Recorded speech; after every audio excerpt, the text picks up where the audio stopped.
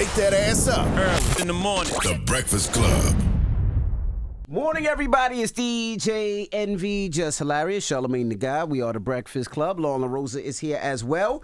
And we got a special guest in the building. Yes, indeed. We have Malcolm D. Lee. Good morning. What's going on? How are you feeling? I'm great. Now, Malcolm D. Lee is a writer, director, and producer. He's worked on so many different things. The Best Man, Girls Trip, Night School, The Best Man, Final Chapter. So many to name. How are you feeling this morning, brother? I'm fantastic. I'm very glad to be here. Happy to have you, man. You just put out a book called The Best Man, Unfinished Business. I need to know, why would you continue the Best Man series as a book rather than a movie or a TV show? Well, I've always loved the written word. Mm-hmm. Number one, I'm a storyteller at heart. It's very difficult to mount a television show and a movie. Getting all those great actors back together, very difficult. And I've fantasized about being a novelist. Mm-hmm. And I thought, okay, here's an opportunity to try my hand at novel writing, do it with characters that are already established. They have backstory already, and let me give it a shot. Plus, it gets the story out faster. I mean, fans said they wanted more, and I thought we were done after final chapters on Peacock. Still number one on Peacock, by the way. But I said, okay, this is a way for me to, try novel writing and get the story out to fans quicker. But if you have another story, why wouldn't Peacock, being that y'all broke records on Peacock, as you said, it was the number one show on Peacock, still number one on Peacock, why wouldn't they say, no, Malcolm, we need that here? Good question. Well, listen, I'm not saying that they wouldn't or didn't ask, but I thought at the time it was I was done. But then the idea came to be, okay, let's try it as a book, and I think we can tell a more in-depth story with the book. There's you get to use all five senses. We're concentrating on three different characters in this: Harper, Robin, and Jordan, right? And so they're the kind of like the crux of the franchise, and I felt like here's an opportunity to not only be more expansive in the storytelling, but also let's get into the psyche of these characters in a more in-depth way. Is it possible to get everybody back together? Yes, but it's very difficult. Why? Very money, difficult. time. Keep going. It's difficult. I mean, like those are all working actors, right? And it's tough to get them back together. Then you have budget constraints. You have demands of the network and the studio. With a book, it's just me and my co-author Jane Allen to just say, okay, here's a story that I want to tell. I want to go back, if you don't mind.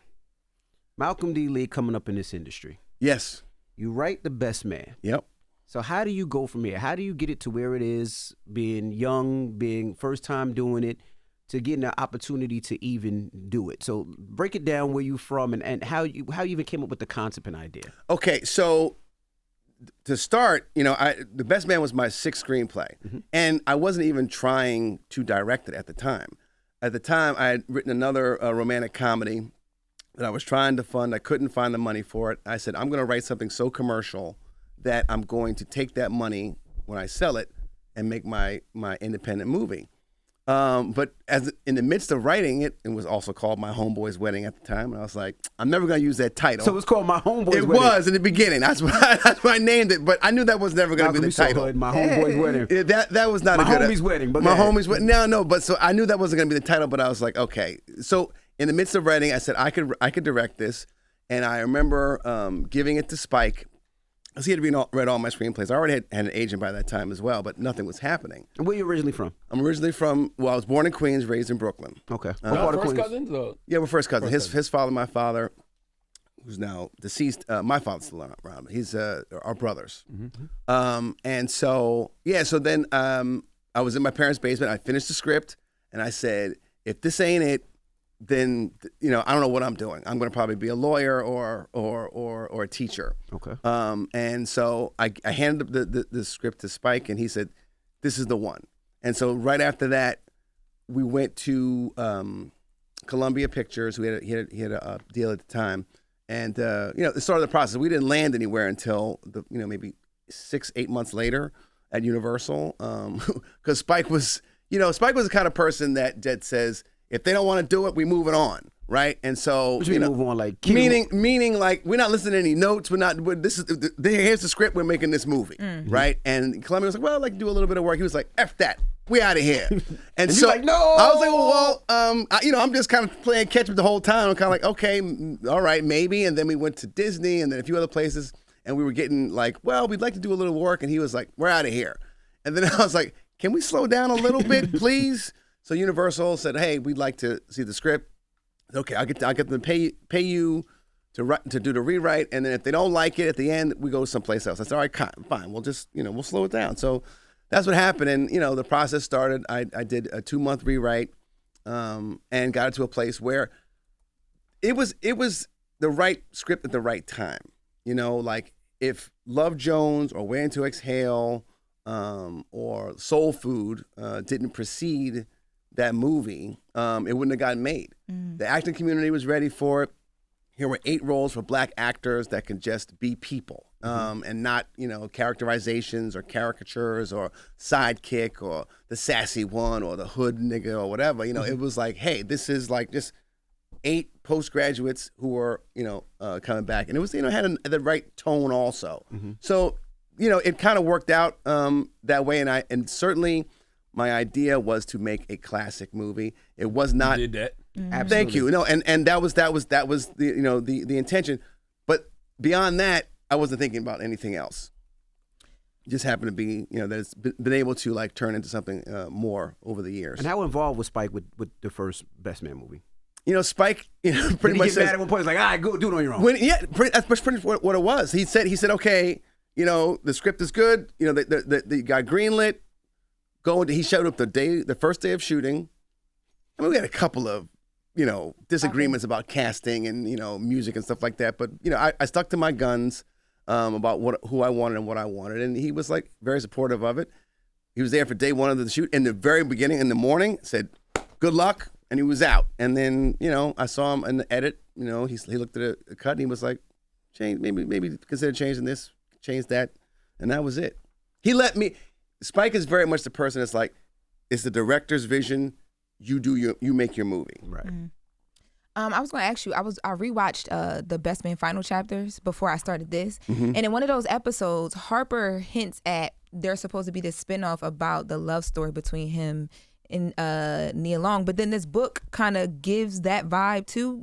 Did you drop that egg on purpose or that just happened like that? Nah, I wish I could say that it was all like part of a master plan, but no. But you write things and then you see what has been established and, try to build off of that.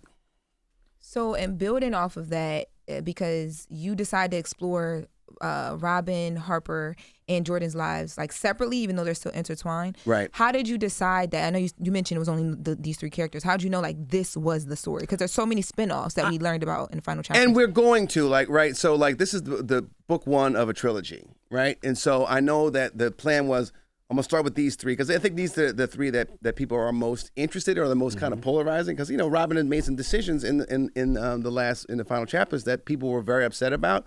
So I want to give her a chance to like explain herself. And I will say also, let me just back up a little bit. Doing a television show, as you said, it's like be great to do, but like it's also very restrictive in terms of budget and in terms of the story I want to tell. We wanted to do 10 episodes. We only able to do 8 because of, again, many different things, schedule and whatnot. So again, being able to do it in a book is different. So in doing these 3 characters, I wanted to like kind of like answer those questions about what's going to go on with Robin with Jordan and Harper. What's Robin doing? And because they're still intertwined because they still share a child. It's been a long time together. And then in book 2 and 3, we get into Lance's POV. We're getting into Quentin's POV, Candace, Shelby, and expand on the story from there. But and we were gonna end it with these 3. With these 3 characters, we're gonna be like we were gonna wrap up their story, but. They're going to continue because we have a bit of a cliffhanger at the end of Unfinished Business. Black content can have tremendous success, but still not get respect from whatever platform or our industry. So how did Peacock react to the success of the Best Man final chapters? They were ecstatic. They were ecstatic. I mean, I don't want to say necessarily that it saved the network, but it certainly was a big boost for the network. So they want more from me. They would love to have another Best Man, but again, it's very, very tough. Yeah, but saying you would love to have something is one thing. Showing and proving it through the actual budget is another. Is that the problem? I think that's part of it. It's a challenge. It's a real challenge. I mean, again, in terms of what they value and what they this book, for instance, takes place in 4 different cities, 2 different continents. To have that kind of budget to make that movie with all these actors would take Avengers type money, right? I mean, I'm exaggerating, but that's what it would take. Do they think it's worth it? I don't know, because it's how much, I don't know how streaming works versus the subscriptions versus how much they can afford and how much they're going to be able to spend and how much they want, what they value. I don't know, but all I know is, okay, here's an opportunity to tell this story in another way. And listen, the books get turned into television shows and movies all the time. True. So, but that wasn't the intention here. We'll see what happens. Were you ever surprised with the success of The Best Man and how well it's did since '99? Because it's like a never-ending story that, it's generations and new generations of kids watching and listening and viewing. Yeah, I'll say that. Because I'm surprised it was 99. I had to look. I'm like, damn, 99. Yeah, man. I don't know. But yeah, it was. Listen, I like I said, I intended and I thought I could make a classic. But I thought that was going to be it. And I didn't want to be a sequel type thing, because it's like they wanted a sequel right away. And I said, no, I want other stories to tell. I want these characters to grow. And I'm glad I waited, because there is more story to tell. As we as a people get more mature and get, different stimuli and different things that enter our brain, it's and especially as we get older, right? And the culture changes and shifts and whatnot. I wanted to be able to infuse that with these characters as well. So, the fact that I was able to do it has been great, and really with Best Man Holiday, it was also a very strategic move in terms of what's everything was about branding around 2012, right? Or 2010, right? And they were like, okay, what's my brand? And I needed to work too, because I wasn't working a whole bunch. And I said, okay, it's time to make another sequel or make another Best Man movie, and because my brand is the Best Man. So that's what happened. And, we made it so that the Best Man Holiday had a cliffhanger also, that we didn't tell another story. But, at the time, Universal Pictures was not meeting where I wanted to meet budget-wise, and for another movie. So I shifted to make a series, because streaming was so popular at the time. And I thought, okay, we could tell more story. And I knew I had 2 more movies that I wanted to tell there. And then I thought, okay, now we're done. But we're not done. It's crazy though, because when you mentioned the Avengers, I was just sitting here thinking about how the universe of those type of characters work, and this is a universe. I would literally follow storylines of not even just the main characters, but we were introduced to their children. Like LJ has a story, right? You know what I mean? So it kind of is that, but it doesn't seem like, from what you're saying, it's getting that vibe when you go to these networks. Now, mind you, I did not try. To say, oh, I want to make another show. I didn't say let's make another one. I got other things in the works that may or may not have to do with Best Man, but I wanted to write the book first. That's what I felt like that was the next logical step. Again, mounting a show is very difficult, and it costs a lot of money. There's a lot of demands, a lot of compromises that have to happen. And again, gathering all that talent, for a span of time is also a challenge.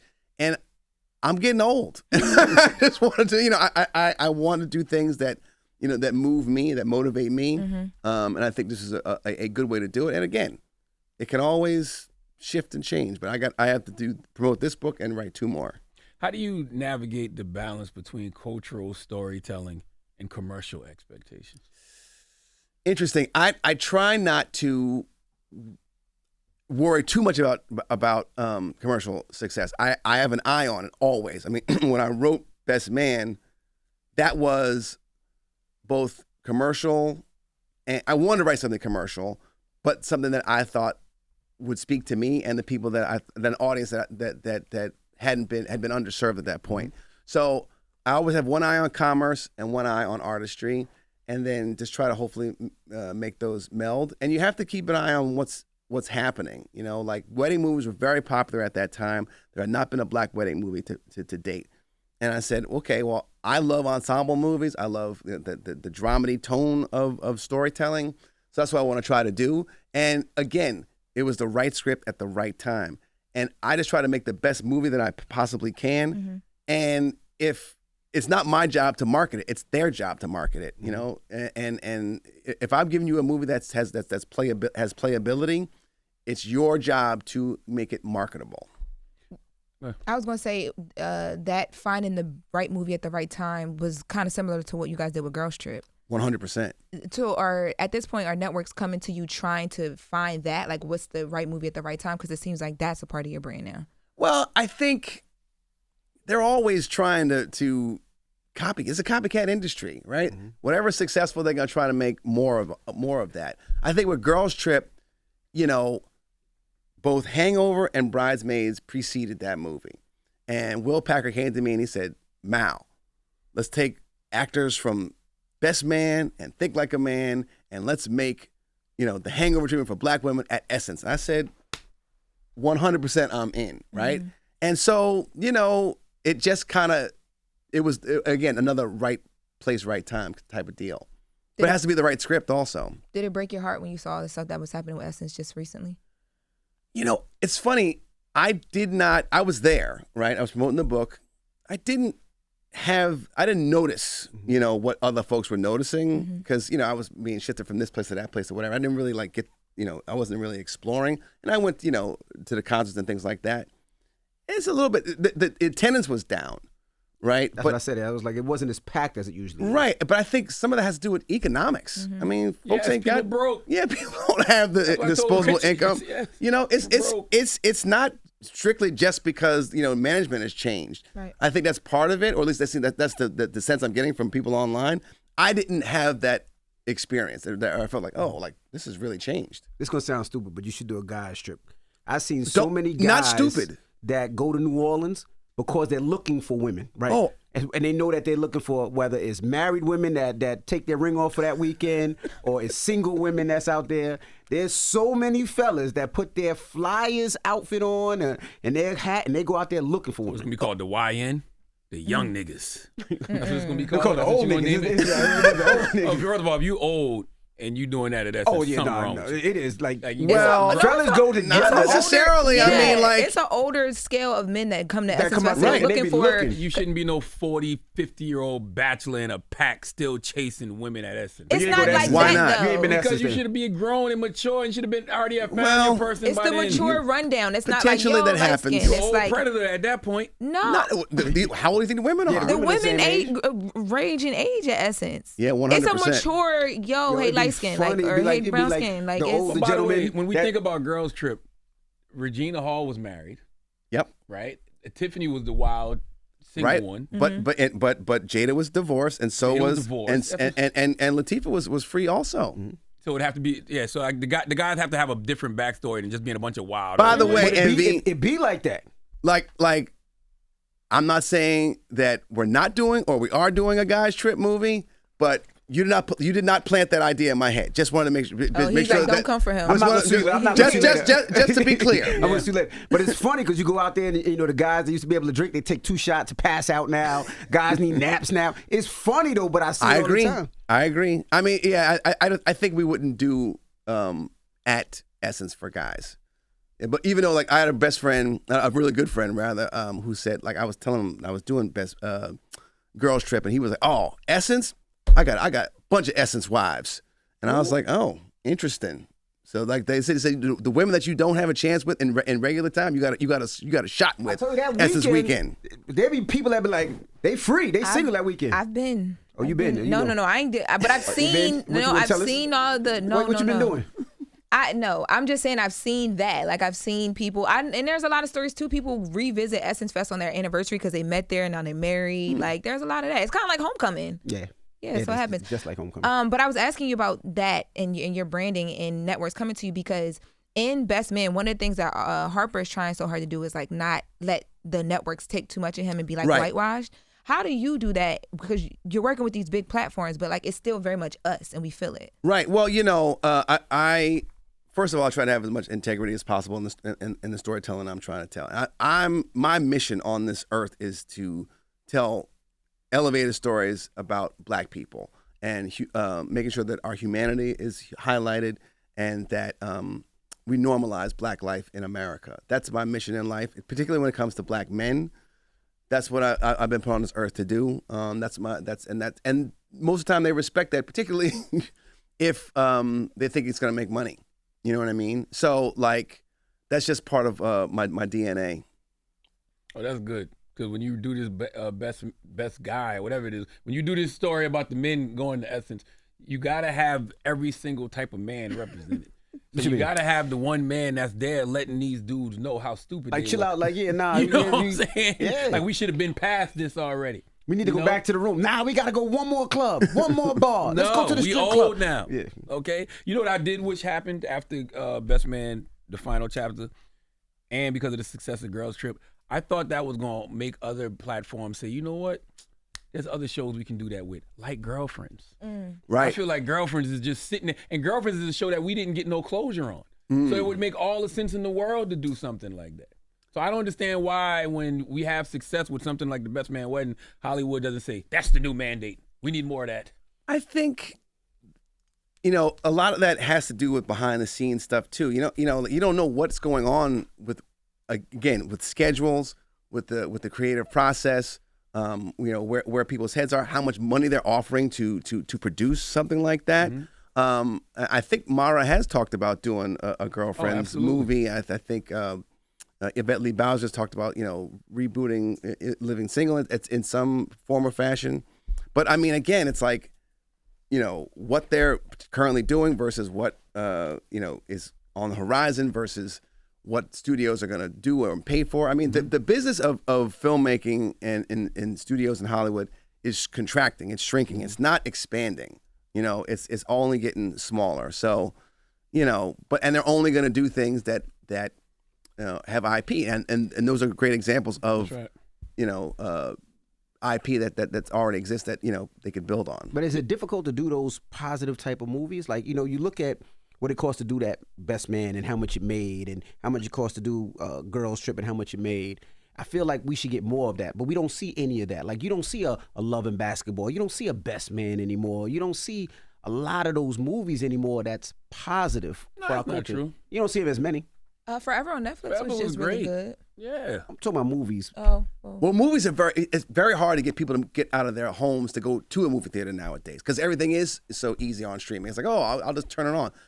To get people to come out of their homes and buy popcorn or get a babysitter or whatever, that's increasingly, it's got to feel like an event. Otherwise, I'm going to miss out on something if I don't go see it.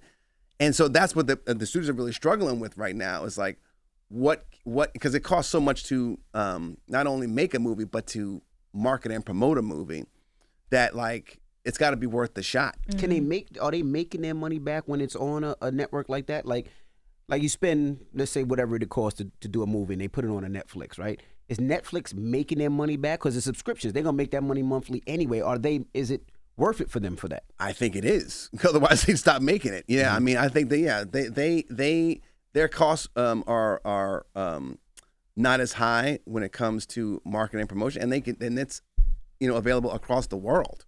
So they have a lot of ways that they can make money. I think streaming is just easier for people to like click on things, but you have to have certain things happen right away. Otherwise, people be like, I don't want to watch that. I'll go on to something else. That's what it's. I've not made a movie for a streamer. I mean, I've made a television show. I think movies on streaming can get lost and be very forgettable because people are just kind of like, whatever. That's cool. That was nice. But it's like, and so that would be very hard for me to to take and feel like, I'm making some kind of cultural impact. I think movies do have the ability to culturally be impactful. And it's not always the case. It's not. You can't always be culturally impactful, but in a movie where Girl Trip obviously is one of those movies. Best Man is one of those movies. you just hope that deserve a big canvas, and people will go see them. I agree, because when you set it up as a TV series, that's more of an event. When Best Man Final Chapter is 8 episodes, it's like, oh shit, I gotta watch this. But if it was just Best Man the movie, I'll probably watch, but it's not an event. Right, exactly. I think fortunately we were able to platform it in a way that, it gave Peacock a lot of subscribers based on, this great cast and this great franchise. So, we were very, very fortunate to do that. And I would like to keep doing that in television to tell those kind of eventized type of stories. And it's wild that we don't look at it like that, because if you're getting 8 episodes of an hour series, that's like 4 movies. Yep. It felt like it too. It felt like it too. When it comes to the book, do you have to run the characters' arcs past the actors and the Tay Diggses of the world? Like this is where I'm taking y'all characters? No, I mean, especially in this form, it's like these characters came from me, so I own them and I dictate where they go. It's where they do have an influence is like what they look like and their voices and their facial expressions, and I think that's part of the storytelling. But no, I wouldn't be consulting them. It's not. Like the only time you have to consult them is like when it's time to actually do it, and then on that or to make a movie or a television show, and in that instance, that's when a collaboration is happening. But on the book, it's just me and my co-author Jane Allen, and the editor. The only reason I ask is because one day you're going to have to get them to play these characters again.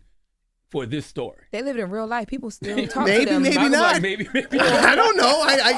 Again, we don't know. I mean, when that time comes, if that time comes, then we'll cross that bridge. Yeah. None of the characters have called you about the book and been like, "Hold on, now why did I have to?" Like nobody, Tay Diggs, Neil Long, nobody's called you about that. Yeah, or like just being like, "Yo, I like where you took the character," because like Nia Long or Jordan's finally getting a reprieve. Well, I know. Well, Harold and Morris and Tay, my business partners in Sable, have read it and they've given me feedback. The others I haven't heard from yet in terms of that they've read it. Mm-hmm. Well, it depends on budget too, because you could get a cheap version of Morris right there. That's the 99% version. You can get cheap versions of things. But but that would never work for this. You have to have the tough. Original ingredients. It would never. They'd kill you if you recast. And I wouldn't can't do say it. certain words either. He has like a list. Like what? What can he say? Like words with S's. Words with S's. I could say that you got a little dent in your. You wouldn't want to cast missing a little bit of edge. Now you listen right at the top. You were talking about. You were talking about your co-author, Jane Allen. Yes. So she did Black Girls Must Die Exhausted. Correct. I didn't know that there were different iterations of the book. I read the first one that she did. Yeah, there's 2 more. Okay. And that one, I mean, I work in media, so it spoke to me like so clearly. Oh, wow. But okay. when I saw that she was your co-author, I'm like, oh, Jordan's life is literally like a lot about what Jane writes about. Interesting. Like just because she talks a lot about Black women trying to figure out, basically not like to wither yourself away by like surviving life, how can you live life? And then I thought about the Black women in this series, and I'm like, oh, I wonder if y'all came together because you thought that way, or did it just happen? Well, I mean, when I interviewed with Jane, I'd read her books, and then I sat down with her to talk about the collaboration process. I really liked her life experience. She had been an attorney, she had worked for Prince, she had worked for Lady Gaga, she had a number of entrepreneurial businesses before she decided to become an author, and so I really liked that. And I liked her writing, and I thought she'd be additive, particularly as a Black woman, who had corporate experience, with the telling of these stories. So it was pretty much a no-brainer. And well, it really wasn't a no-brainer until she said to me, like, "Why are you doing this?" I said, "Well, I'm trying to exercise new muscle. I'm trying to get into novel writing." She's like, "No, what for? Like, what are you doing?" I said, "I don't know. I thought that was pretty explanatory." And then she said, "Do you want to win?" And I was like, yeah, I want to win. Do you want this? Are you all in on this book? Or are you just trying to just be like whatever with it? And I was like, no, I'm all in. I want, and I love that spirit, of like someone that's like got the same kind of work ethic that I do. It's like, okay, let's push ourselves to make the best product possible. And I think we've done that with the book. I think that people are really going to, if they've loved the Best Man Holiday, and the series, they're going to love the book because it's more expansive storytelling. It's I think in more depth than the movies and television. You're able to do things in movies and television that you can't, or in a novel that you can't do in movies and television. True. It's like that you use all five senses. You get to feel, taste, smell, see, hear. It's all those things are engaged, and it's a very cinematic experience because you already know who the characters are, what they look like. What legacy are you personally building that's distinct from the family name, the Lee name? I think there are some intersectionality between what Spike has done and what I'm doing, and what Spike is continuing to do. And primarily that's elevating, the humanity of Black people and the normalization of Black life. Don't forget Joey Lee. Joie. Joie, damn. My cousin. fault. Yeah, that's okay. Yeah. No. Trust me. Like Spike's brother, David, is a photographer. So I don't know. Like I'm trying to create my own lane. I have created my own lane. It's different from what Spike does. Spike is like a true filmmaker artist, right?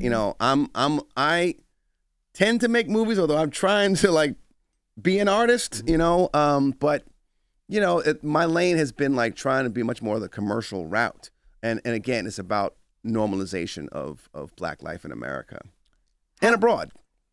How did you know, or why did you decide to finally explore Taye Diggs in Sanaa Lathan's character, like not trying to get back together? Because Harper and Robin, yes, right. Like, because I feel like there's been times where like we see them go apart, but then I always thought that they would try and figure it out again, especially. Yeah, I mean, I wanted to explore, what life was like, post-divorce, and how the circumstances behind that. Because I mean, Harper, could have probably made some different choices, 100%. but now he's got all the trappings of success. He's got he's got the bachelor pad in Dumbo, Brooklyn. He's got, critical success as being a Pulitzer Prize winner, but he's alone, right? I mean, he's not lonely, but he's alone. And he's enjoying his bachelor lifestyle, but he doesn't quite fit into his life the way he used to, and especially with his friends, he's the seventh wheel. And in this book, he is kind of asking himself the question: did I do the right thing? Could I have done better? And so, is there going to be a reconciliation? Perhaps. Robin's over in Ghana, and I went to Ghana, by the way, to do some exploration and just probably put my foot on the soil and breathe the air and taste the food and be with the people, so I could really fill out that side of the story and explore like what life was like for a returnee to Ghana. So yeah, I mean, there's a lot of explanation, or I would say exploration of what was the right thing, and should he return to a woman that was like made him the man that he is. And also he's got his daughter, his preteen daughter, that's missing him as well, across the Atlantic. So it's a lot for him to be thinking about. And there's also his friendship, his long-term friendship with Jordan. And, are they going to finally link up and finally get together? And are they really soulmates or not? You're smiling. Have you finished the book? No, I didn't finish it. But last time that we talked, I asked you, did you give my girl Jordan a reprieve? Did she finally get her situation together? And what did I say? We were at Roots Picnic. You said I had to read the book. You wouldn't tell me anything. But in reading it so far, I feel like it's like she's in the middle. It's like yes and no. You ain't finished the book. It was a long book. So you gotta wait and see. You finish the book. You about to come to a whole conclusion and they ain't finished the book. No, I was just about to ask about, so where I'm at so far, I think she's doing a lot of like self, like. Yeah, she's in therapy right now. Yeah. She's doing some self help. In choosing herself and trying to get herself right and ask herself the questions of why she is the way she is. We get to explore where she grew up and how she grew up, and we get to meet her parents in this book as well. So I mean, I think we're doing a lot of exploration with Jordan and the choices that she made, and she does. For the longest time, she was always about the grind and like making sure that she could get to the top of that corporate ladder, and it really didn't serve her at the end of the day. And now she's like, you know what? My heart has never been what's led me, and now I do want love. I want to be chosen. I want all the things that a woman like her should have. I was wondering if that decision to go that route was yours fully or Jane's or both of you guys together. Just because we didn't really know, I never realized until reading the book, I didn't really know much about Jordan outside of all of her accomplishments. Right. And that's been a big conversation with Black women. Yeah, no, I mean, no, I certainly wanted to explore all those things. I wanted to explore some of them in the series, but, you know, time constraints, right? I'm able to do that now. And certainly collaborating with Jane was a great help. You know what I mean? We crafted the story together. I knew kind of the general direction I wanted to go, but once you start, you know, working with somebody, and particularly, you know, a Black woman that gives you a different perspective than you have, this is, you know, great story building. So it was a collaboration, I'll say. That's right. Well, we appreciate you for joining us. Yes, go get the book, man. The Best Man, Unfinished Business. This story ain't gonna never end. Nope. It's And not. Why would it? And I want to say, it's particularly, you know, Black women are going to read this book and engage, and they're going to like it. But I want it not to be. I want people to be reminded that I did write this for Black men. I wrote the original for and about Black men, and I want Black men to read the book. And if they don't want to read, listen to it on audio, right? You know, like just I want them engaged, and I want them to have. We had a very spirited debate on one of my book tour stops in Baltimore, where like men and women started like going at it, you know, about like different perspectives. And I think this is it's a healthy, robust debate that can be had, and if Black men will engage on this. Is there any singular love story in The Best Man that's a reflection of your personal views on love? My personal views on love, I don't know about. Maybe there's definitely parts of me in it. You know what I'm saying? So like, fortunately, unlike Harper, even though I've been selfish in my time, I am not divorced, and I'm not planning on it. And you know, there's a balance that has to happen with your career aspirations and your family life and your partner that's going to, you know, either support you or not. You know, and so, you know, I think what's important is, you know, the love that not only that the characters have with one another, the men and the women, the husbands and the wives, but also amongst the fellas, right? Like the brotherhood, the friendship, the support that they have for one another, and holding each other accountable as well. Absolutely. So that's certainly a personal thing of mine for sure. All right. Well, Malcolm D, ladies and gentlemen, appreciate you for joining us. Thank you. And Thank shout you out very to much. Bourbon, man. Yeah, I'm Hold trying on. it right Oh now. yeah. Oh, you are? Wow. Yeah, I How wanna try about it. that? She Yeah, starts early. Sable Bourbon. Owned by you, Morris Chestnut. Who else? Harold Perrineau and Tay Diggs. Okay. And so we came out last August, and we're getting around the country and exposing people to Sable. It's a great pour. What's the title mean? I mean, the name mean? Well, Sable is another name for Black. Okay. It's, you know, luxurious. It's rich, and I think it's very much emblematic of, you know, what we consider as our friendship and our brotherhood. And this bourbon is bottled in brotherhood, and so you know, we wanted to bring the best man experience, because every scene where the fellas got together, they were drinking a brown spirit, and we said, okay, like let's make our own, and so it's emblematic of that experience of brotherhood, and you can take it away with you and have a sip with your fellas, There you go. or the ladies. All right. Lauren's got it up already. Yeah, I see. Malcolm D. Lee, that it's was the judgment. Breakfast Club. Good morning. Wake that ass up. In the morning. The Breakfast Club.